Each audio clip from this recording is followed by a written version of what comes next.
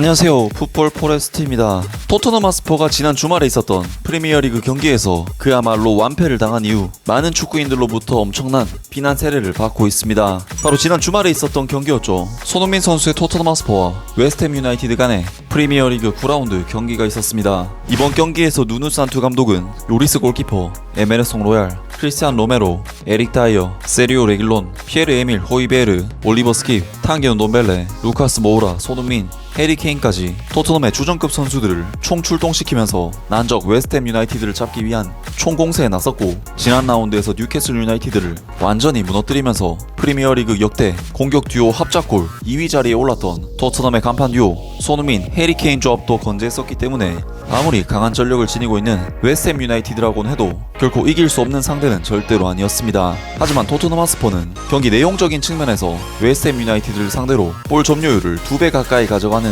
경기 주도권을 잡았음에도 불구하고 공격수들의 크로스, 슈팅 혹은 마무리 패스까지 마지막 순간에 선택들이 계속해서 엇나가는 정말 근래 토트넘 경기 중 가장 기이한 경기 양상이 펼쳐졌고, 결국 후반전 72분 올 시즌 프리미어리그 최고의 공격수로 올라서고 있는 미카엘 안토니오에게 결정적인 실점을 허용하면서 1대0으로 그야말로 완패를 당했습니다. 사실 그동안 토트넘의 경기 양상이라고 한다면 중원을 쌈 싸먹혀서 경기 주도권을 완전히 내준 채 공격 찬스도 거의 못 만드는 상황에서 손흥민, 해리 케인 등 공격수들이 몇 번 오지 않는 찬스를 결정지어서 승리를 노리는, 사실상 손흥민, 해리 케인에 의존하는 비중이 큰 팀이었지만 이번 경기만큼은 손흥민, 해리 케인 두 선수가 손흥민 선수의 경우 후스코어드 평점 6.1점, 소파스코어 평점 6.4점, 폼모 평점 6.6점, 해리 케인 선수는 후스코어드 평점 6.6점, 소파스코어 평점 6.6점, 폼모 평점 6.2점. 손흥민, 해리 케인 두 선수가 그 누구보다도 부진하면서 확실히 손흥민, 해리 케인이 무뎌지는 날에는 토트넘의 득점 루트가 사실상 막혀버리는 느낌이 들 정도로 깝깝한 경기였는데요. 현재 토트넘 하스퍼의 실망스러운 경기력에 누누 산투 감독이 많은 압박을 받고 있고, 여러 언론들로부터 굉장히 공격적인 비판을 토트넘 하스퍼가 받고 있는 상황인데, 과거 토트넘 하스퍼에서 이용표 선수와 함께 활약하기도 했었던 제이미 오하라는 그 중에서도 가장 강력한 비판의 목소리를 남겼습니다. 축구 선수로서의 삶을 은퇴한 뒤 6부 리그 빌러리 케이타운의 축구 감독으로서도 활동하면서 축구 전술에 대해 연구했고, 스카이 스포츠, 토크 스포츠 등 각종 축구 프로그램에 패널로서 참여하여 축구 전문가, 축구 비평가로서도 활발한 활동을 이어가고 있는 제이미 오하라는 이전부터 자신의 전 소속팀 토트넘을 향한 쓴소리를 아낌없이 정말 거침없이 내뱉는 애정어린 손흥민 선수의 토트넘 선배라고 할 수 있는데, 이번 웨스트햄 유나이티드와의 경기에서 팀이 실망스럽게 무너지는 모습을 본 제이미 오하라는 토크 스포츠에 출연하여 토트넘 선수단에 대한 강한 비판의 목소리를 남겼습니다. 긍정적인 게 하나도 없었다. 웨스트햄 유나이티드와의 경기는 런던 더비였으며 벌써 런던 더비에서만 4번째 패배다. 재미있는 건 런던에서의 승리가 팬들에게 어떤 의미인지 선수들이 모르는 것 같다. 우리가 못한 건 사실이다. 웨스트햄 유나이티드가 편안하게 경기했다. 전반전엔 괜찮았다. 무브먼트도 좋았고 패스도 좋았다. 여러 차례 좋은 기회가 있었다. 손흥민은 반드시 넣었어야 할 좋은 기회가 있었지만 우리는 후반전에 슈팅을 시도조차 하지 못했다. 후반전에 슈팅이 없었는데 어떻게 긍정적인 요소가 있었다고 말할 수 있겠는가? 우린 창의력이 부족하다. 10번 포지션이 가장 큰 문제다. 은돈벨레는 부족하다. 때때로 뭔가 보여주긴 하지만 이후 15분 동안은 사라진다. 창의력이 문제다. 우린 크리스티안 에릭센의 대체 선수를 찾지 못했다. 토트넘은 항상 라파엘 반더바르트, 루카 모드리치 등 항상 창의적인 플레이메이커들이 많이 있었다. 하지만 에릭센이 떠난 이후 3시즌 동안 좋은 10번 포지션 선수가 나오지 않았다. 웨스트햄 유나이티드는 정말 조직적이었고 특히 데클란 라이스는 환상적이었다. 솔직히 손흥민 말고는 웨스트햄 유나이티드 주전으로 들어갈 만한 선수는 없다. 하지만 올 시즌 최고의 활약을 보이고 있는 파블로 포르날스 때문에 손흥민마저도 웨스트햄 유나이티드 주전이 될 수 있을지에 대해서는 논쟁거리가 될 수 있다. 난 토트넘 편이며 그래서 토트넘을 비판하고 싶다. 진정으로 팀을 바라보며 누가 웨스트햄 유나이티드 팀에 들어갈 수 있는지 모르겠다 라면서 토트넘의 가장 큰 문제점은 루카 모드리치, 크리스티안 에릭센으로 이어지는 창의적인 플레이메이커들의 부재를 꼽았고, 웨스트햄 유나이티드에서 주전으로 뛸 만한 확실한 선수는 없다. 즉 선수단의 퀄리티가 그만큼 떨어진다고 강하게 비판했습니다.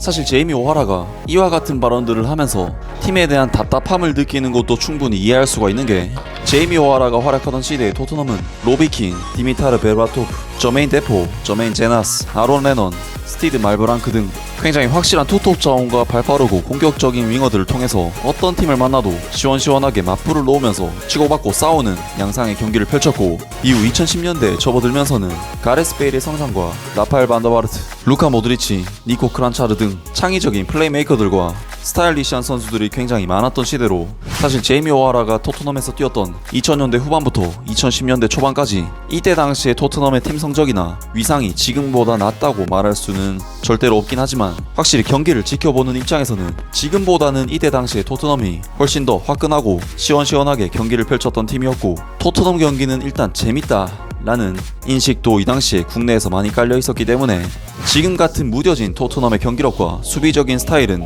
사실 토트넘을 오랫동안 지켜본 팬들 입장에서는 답답함이 느껴지지 않을 수가 없고, 더군다나 토트넘에서 직접 선수로 뛰었던 제이미 오하라 입장에서는 현재 팀의 행보가 아쉬울 수밖에 없는데요. 그 중에서도 특히 니코 크란차르 같은 프리미어리그 탑클래스 플레이메이커로 손꼽혔던 선수가 토트넘에서는 매경기 벤치를 달궈야 할 정도로 라파엘 반더바르트, 루카 모드리치 등 월클급 공격형 미드필더를 2명이나 보유하고 있었던 토트넘이었기 때문에 현재 탄기 운돔벨레나 델리 알리가 보여주는 경기력은 이 당시와는 당연히 비교될 수밖에 없겠습니다. 현재 델리 알리 선수는 올 시즌 6경기 출전, 1골 0도움, 평점 6.65점, 탄기 운돔벨레 선수의 경우에는 프리미어리그 5경기 출전, 1골 0도움, 평점 6.74점, 두 선수 모두 평균 6점대에 만족스럽지 못한 성적인데다 도움 기록도 하나도 없고, 심지어 델리 알리 선수는 도움 기록뿐만 아니라 올 시즌 찬스 창출이 0개에 해당할 정도로 공격형 미드필더로서 정말 심각한 경기력을 보이고 있는데요. 제이미 오하라가 말한 대로 이 2명의 공격형 미드필더가 제 몫을 해주지 못한다면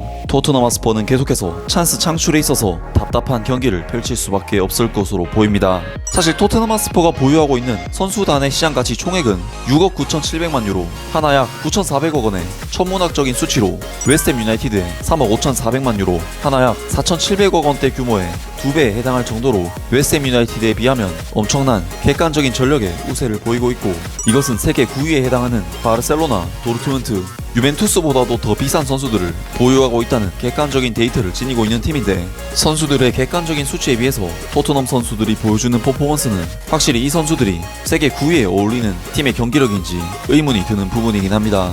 그래도 손흥민 선수가 포르날스 때문에 웨스트햄 유나이티드 주전도 장담할 수 없다는 발언은 다소 공감하기 힘든 그런 내용의 발언이긴 하지만, 어쨌든 그만큼 팀에 대한 애정으로 거친 쓴소리를 마다하지 않았던 토트넘 선배 제이미 오하라의 애정어린 비판이 아니었을까 싶습니다. 아무튼 오늘 영상은 여기까지고요. 영상 재밌게 보셨다면 구독과 좋아요 그리고 댓글 부탁드립니다.